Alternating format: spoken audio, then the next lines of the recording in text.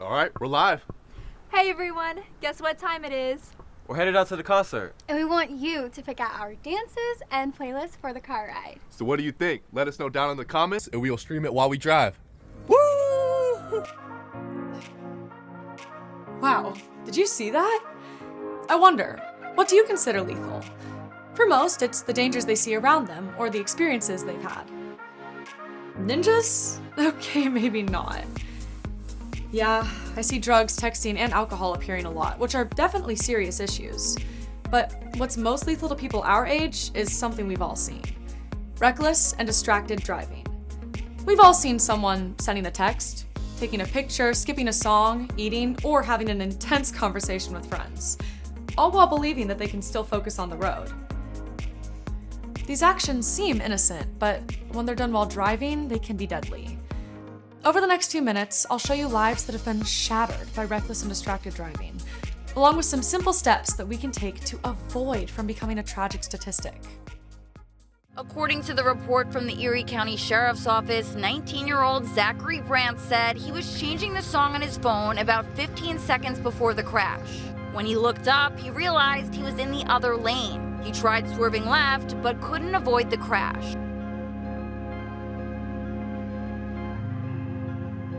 Gwinnett police tells me Emmanuel Esfahani was racing that pickup truck filled with the teens. He's charged with racing, reckless driving, and multiple counts of vehicular homicide.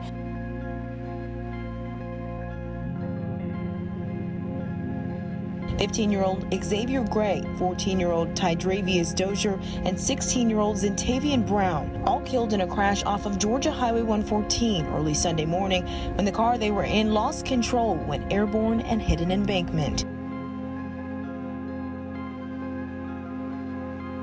Dorm mates and sorority sisters Asha Weir, Neve Rolston, Peyton Stewart, and Deslyn Williams were attending a party Tuesday night along PCH when a driver lost control, slamming into several parked cars and the girls standing nearby.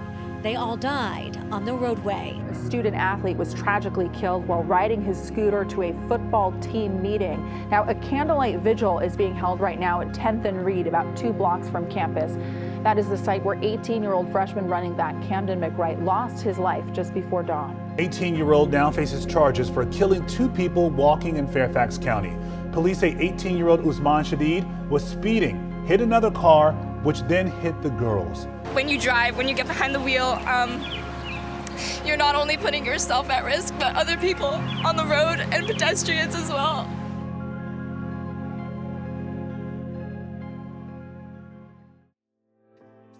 I know these stories are hard to accept. In fact, 75% of fatal teen crashes are caused by reckless and distracted driving. And 50% of teens who died last year would still be alive if they had only chosen to wear their seatbelt. And half were passengers, not even the driver.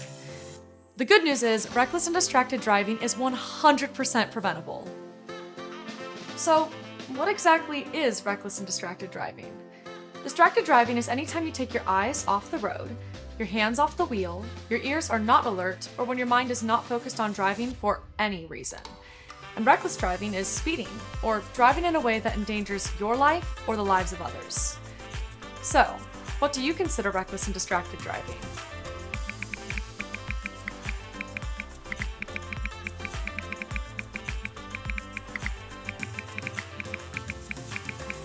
Exactly! It's not just texting, it's anything that takes your focus off driving. And the consequences can be devastating.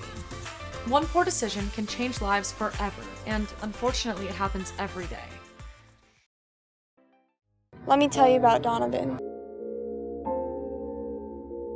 He was my teammate. He was my son. He was a classmate. He was my best friend. He was my boyfriend. My son was my baby boy. I met Donovan in about 8th grade, and we just immediately became friends. We just connected. And I came here before my freshman year, and he was the first person that actually talked to me. Looking at how he interacted with others, it was something that made me proud. Donovan was definitely a people person. He attracted all kinds. I was playing line, and he was the running back, and I led block him all the way for a touchdown. And ever since then, we just became good friends. I see him as the leader of the pack. He would not only lead by example, but also try to help others sort through whatever they were going through in their own lives. A day I'll never forget. Life as I knew it ended forever. And then we were driving home. We were just kids having fun. I was going over the speed limit excessively, and we were blaring the music up really loud. And I noticed that we were going pretty fast. And it was causing the car to swerve back and forth. And we were like making fun of her, telling her like, can't you keep the car like in a straight line? My response was, oh, like this? And I jerked the wheel back and forth. I remember like all the sounds of like the car crashing. I looked around and I see Donovan. But he wasn't moving. So I sat with Danica. I kept telling her, Donovan's dead. Donovan's dead. I even remember calling out Donovan's name and, hoping that he would hear me and just get up. The Madera Ranchos community is mourning the death of a teenager killed in a car crash early this morning. Not my son. Not my boy. And I think that was one of the most painful things to experience, was hearing a mother cry about her son. The screaming of a mother just now finding out that her son is dead. And all simply because of something that was so preventable.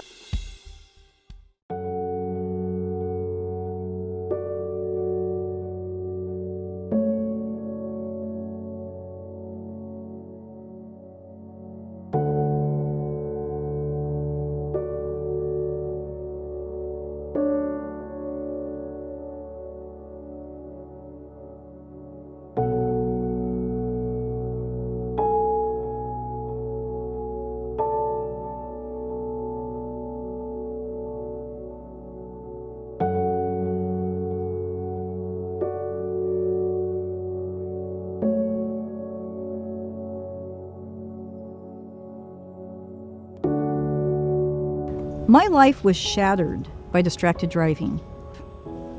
The decisions made by everyone in the car, including Donovan, are what's responsible for his death. Were they bad kids? No. Did they make bad decisions? Absolutely. And my son Donovan, he knew to always wear his seatbelt. But why that night did he choose not to? I'll ask myself that question for the rest of my life. So why does my family choose to share our worst moment? Because we want each of you to remember that every time you get in a vehicle, you have to make good choices. Otherwise, it could be the last choice you make, as it was for my son Donovan.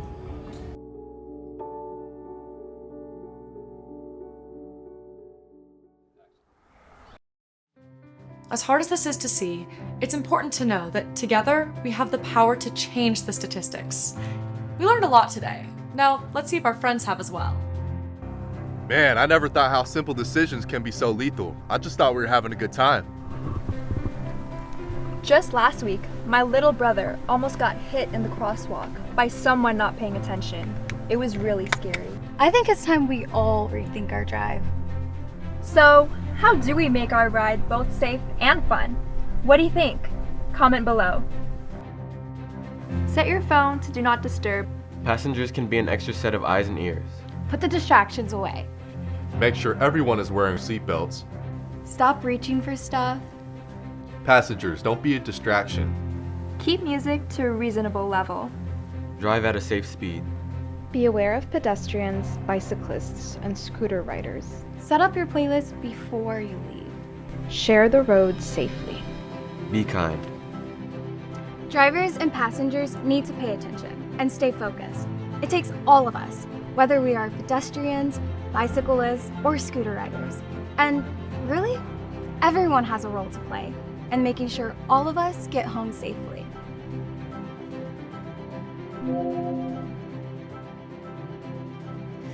I'm glad to see our friends are making positive choices and are speaking up for safety. We have the power to stop one of the most lethal killers of young people, car crashes. Together, we can make our roadways safe for everyone.